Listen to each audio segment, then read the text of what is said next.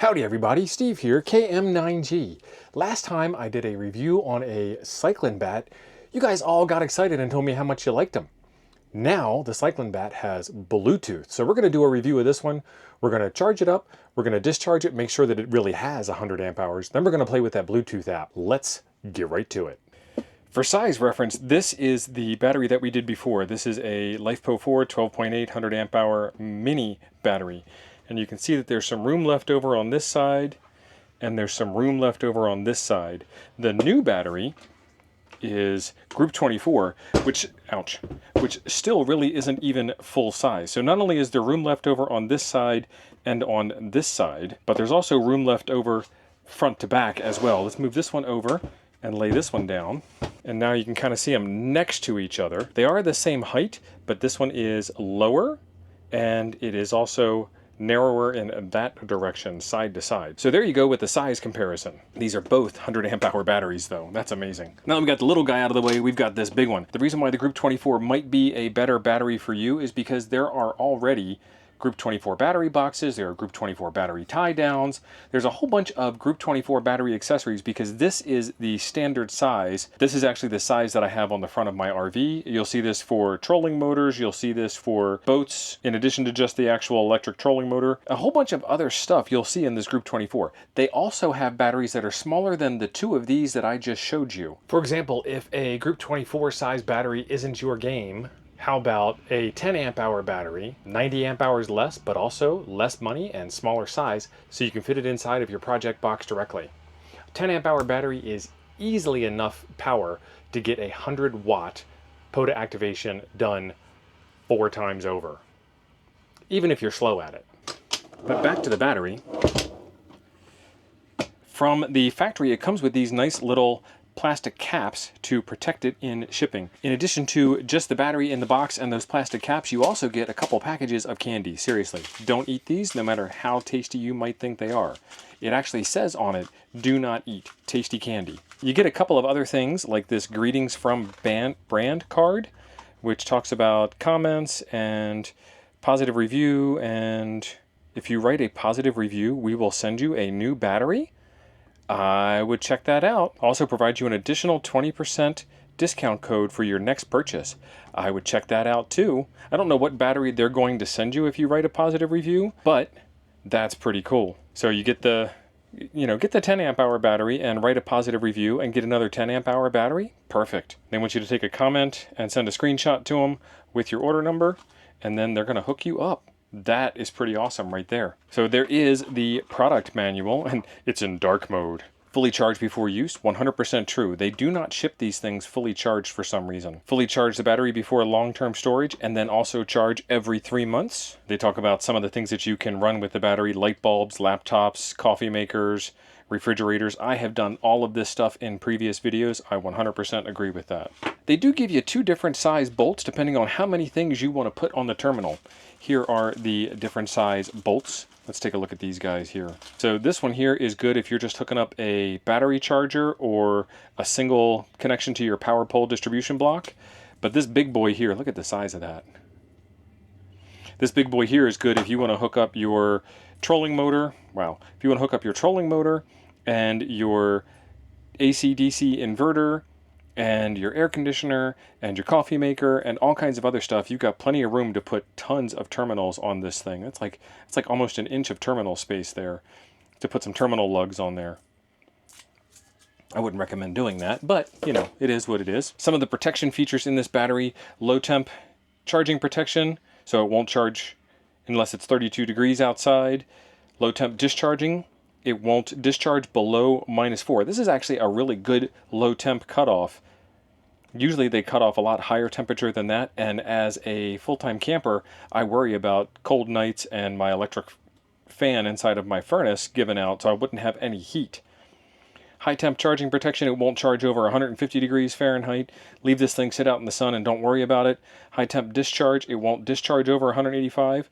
So again, leave it out in the sun and don't worry about it. I wouldn't put it in direct sunlight. That's just cruel and unusual punishment. Max continuous discharge current, 100 amps. So you could actually use this battery for a solid hour at 100 amps. That's what 100 amp hours means. I can pull 100 amps out of it for 1 hour. Or I can pull 10 amps out of it for 10 hours, or I can pull 5 amps out of it for 20 hours. Sometimes I can do math on camera. Peak current, 330 amps with a 5-second cutoff. So you can do 330 amps for 5 seconds. That'll take care of some inrush issues. And you can pull 130 amps for 10 seconds. That's all probably heat-based. It's a pretty nice looking manual. Make sure you're using the right charger. You don't want to use a lead acid, an absorbent glass mat, a gel cell, or a 12-volt charger. You want to give this thing 14.4 volts in order to charge it up. Actually, it even says 14.6 over here, but 14.4 to 14.6 is going to get the job done. Shows you how to do series and parallel connections. I did a video on this, and I actually have a video on this coming out on my RV channel soon. So make sure you're subscribed for that. I will leave a link up there to that channel. Troubleshooting steps, what to do if your battery isn't charging properly or isn't discharging properly. 4 serial, 4 parallel. That would be really nice to do one of those days. And that goes under the bed. That's a lot of power. In 4S 4P configuration, you're looking at 48 volts and 400 amp hours. 19,200 watt hours. Wow. How many amp hours would that be at 12 volts when you finish out the conversion? Remember your ham test, boys. So this is actually pretty interesting right here. It tells you the different ways that you can install it. Terminals up laying on its side is okay. Terminals down laying on its side is bad. Having it at an angle with the terminals down is bad. Sideways is fine. Right side up is fine. Upside down is fine. These are things that you can't do with a typical sealed lead acid battery because things wouldn't work out the way they're supposed to work out. How to store it, how to do the inverter stuff, the apps. There's the QR codes for the different apps. We'll take a look at that in a little bit. That's actually one of the better manuals that I have seen. It's got nice pretty graphics, it's in dark mode, and it has a wealth of information. Way to go, Cycling Bat. The next thing I need to do is get this thing on the charging bench, and then I need to get it on the discharging bench. So here I am hooking up my Power Queen 40 amp hour charger. That means it's going to take me 2.5 hours to get this battery charged up. You guys won't have to wait through that. I will get that done off camera and come back when it's done for the discharge cycle. Do you think 100 amp hours is a good size for ham radio? Or let me know what size you think is the right size for ham radio in the comments down below. I like these 100 amp hour batteries because I don't have to ever feel like I'm rushed or I'm going to run out of power or there's going to be some kind of issue. If I feel like bringing a QRP radio and an amplifier, I can get it done. If I bring a solar panel and a solar charge controller, I can get it done for a very long time. I think the last time we tried to drain a 100 amp hour battery on stream, it took us 5 hours or so, and that was running the laptops and the radio at 100 watts, doing FT8, so we're doing full duty cycle on transmit, and that's a pretty long time. So spend the weekend in the park, go out for a hike and enjoy nature. Take your radio with you and take your battery with you and not be worried about running out of juice. We got the battery charging up in the other room, and so what I want to do is get that Play Store link. There it is, that one, which that is, whoa, oh, hold on, that went to the Apple one. Don't do that. Let's cover that one up. There we go. Covered up. Play Store link. That's the one I want, the Play Store link. All right, Cycling Bat. Let's install her.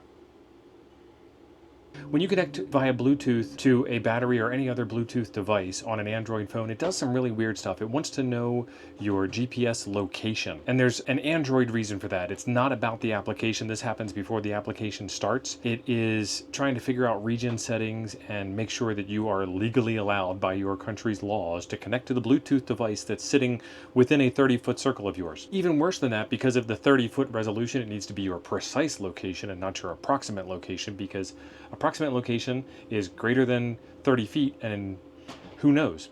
So I have this thing all set up. I've got it configured. I've allowed it to access my location so I can play with this thing for you guys, and then you guys don't necessarily need to play with it yourself if you don't want to give your location to the big Google overlords or the Cycling Bat overlords, whatever. It's mostly harmless. Nobody cares where you are when you have this battery, but do what you got to do. I totally respect that. These are all of the Bluetooth devices that are around me. The Osmo Pocket is my camera.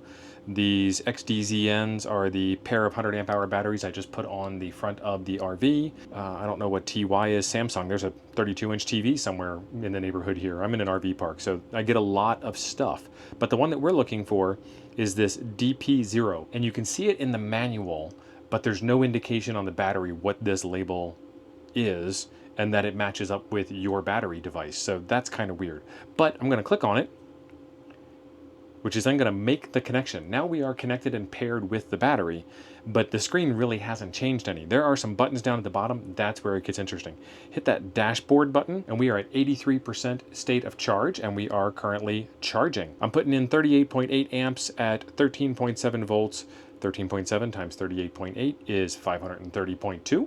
I'm not a math whiz. That's literally written right there. That's how the math works. Use that for the question I asked you earlier. It's going to take 26 minutes to finish this up one cycle. That is probably the QA cycle from inside the factory when they finish putting this battery together. So all the way down, all the way up, out the door if it passes. There is only this one page of information here, and none of these things are clickable. That's okay, because there is a ton of information on here. Oh, I turned off the charging part. So it is clickable. Let's turn the charging thing back on and see if the charger kicks back in. Okay, I'm gonna have to go restart the charger in the other room. That was an accident. So the charging and discharging are buttons, but nothing else here is a button.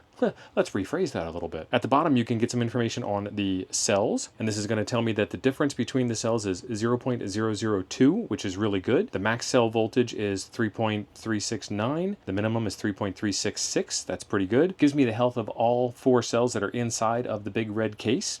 And it's telling me the temperature is 76.5 degrees inside. And then if we look under About, there is a bunch of stuff in here to teach you about your battery, to give you your instruction manual, how to email customer service, and there's this advanced setting thing. I took a look on the interwebs to try and find this password for you guys and show you these features in here, and I couldn't find it because this battery is brand new and no one has emailed customer support and posted it online yet. I also tried some of the more obvious ones. I tried 1, 2, 3, 4, 5, 6. That wasn't it. I tried all 8s, which is the password for another set of batteries that I have. Is it all 1s? It is not all 1s. Password error. So it will come out eventually, and what you're going to find in there is your voltage allowed for charging, for discharging, your temperature cutoff settings, those kinds of things. But this is actually a pretty nice looking dashboard. I mean, I get health at a glance. I can see it. It works. I'm impressed. I like the color scheme. It's nice. This little light here means that she is full. So let's get her on the drain bench instead of on the fill bench over here. This is the MakerHawk load device, and what this thing does is it converts electricity from the battery over here into heat that this fan then uses to heat up the area. We've got a coarse adjustment and a fine adjustment. Step 1 is turn them all the way down. From a previous cycle I was doing, 41 amp hours, that's not this battery, so I need to clear that. Long press this button down here in the bottom corner. It clears away to 0s, and because it's a light, my camera likes to change its focus around. So there we go, all 0s across the board. Now I need to hook up my battery. So there is the negative terminal, and there is the positive terminal, and we'll see 13.9 volts. I like to run this thing at 10 amps, so it's gonna take me 10 hours to drain this. 954 on the course, and then 10. Now the fan is running, and we are converting electricity into heat. We'll be back in 10 hours. We just stopped. Fan's still spinning down. 104.96 amp hours. Awesome. Time to get this thing charged. I love those handles.